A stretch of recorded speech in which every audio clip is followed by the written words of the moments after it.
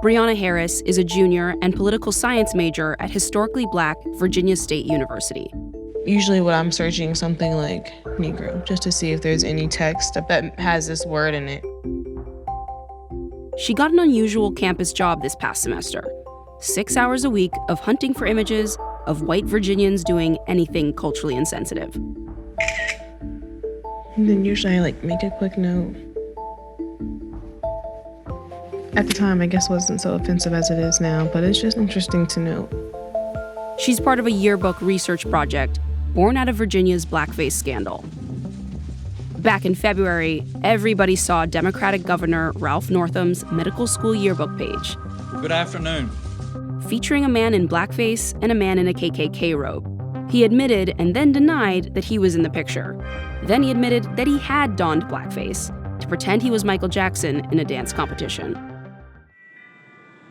The mission of our program for the HBCU Research Fellowship is to provide amplification for small groups of students attending historically Black colleges and universities, inspired to see the positive outcome from the 2019 Virginia Blackface crisis. Local activist Chelsea Higgs-Wise organized the project and raised $7,000 on GoFundMe to pay the students $25 an hour. The initial goal?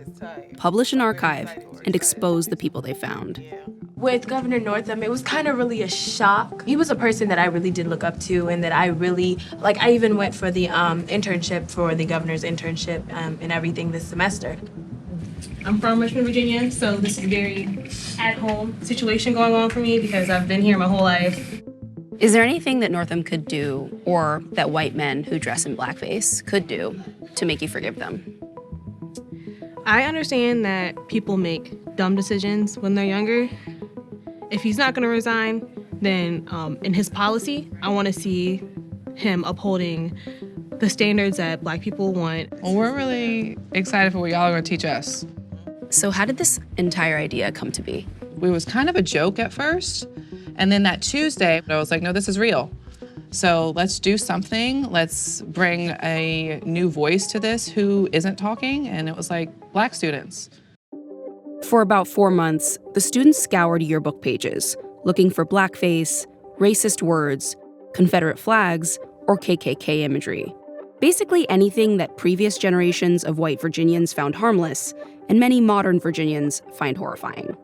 I went through the fraternity life and another title page that's introducing the organizations. There's a teepee in the background and around a campfire, but it's a whole bunch of folks dressed up as indigenous people, Native Americans, and it says organizations, at an all-white school. It says no explanation, no nothing. 1922, okay, yeah. It's context. At University of Richmond. Context is definitely, there's not any indigenous people at that school, so, oh yeah.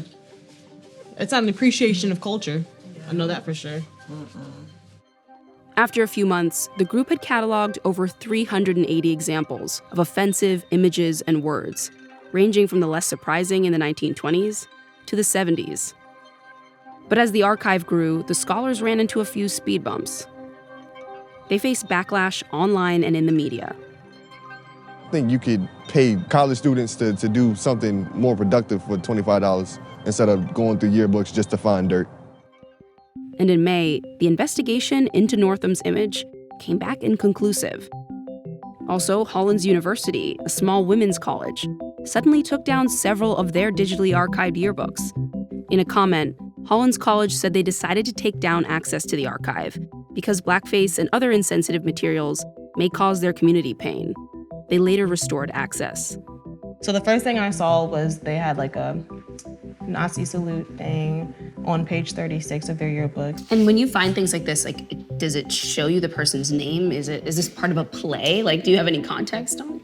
It says drama, so I'm assuming that it's from some sort of play or drama production that they had going on. So not really sure. What we do or told to do is to take a screenshot of it. And then you just mark down what page it is, and it tells you down here it's page 36. And then I would add that to my archive. Is it ethical to dig up old photos and potentially end up calling someone out as a racist, a person you haven't met? I think it's ethical to find the truth The truth is the truth, no matter who it offends. If there's not people looking for the truth, then people will never get educated and never will learn. We're not here to ruin anybody's lives or even to point fingers or be like, oh, this person is a racist and this person is a racist. It's more so about finding out more about the history of these institutions, not really trying to like call anybody out or get anybody fired from their jobs or anything. That's not the point whatsoever. You're listening to WRIR LP 97.3. The group planned to present their findings on WRIR in late May. But because they didn't find anyone as explosive as Northam, they decided naming random names could pose a risk to the students, who could be targeted by the very people they found. How'd you come to the decision to not name the names? To protect the students, because that's what this program was about, and that's what we should be focused on, is making sure that their voice is confident. And to be honest, I'm out here by myself. I don't have a team that's ready to combat any type of negative press or threats to come at me. So what's the point? If doing all this, if, protesting in the street did not get him to feel enough shame to step down, do you think other people are gonna see this playbook and say, oh, no matter what you find out about me, I'm gonna stick through it? I think it still matters because we're gonna be more proactive now. We're gonna make sure that that person doesn't end up in that seat, and we're gonna hold the party accountable. So this playbook may not have worked necessarily for Ralph, but we're still gonna update this playbook for future candidates to come.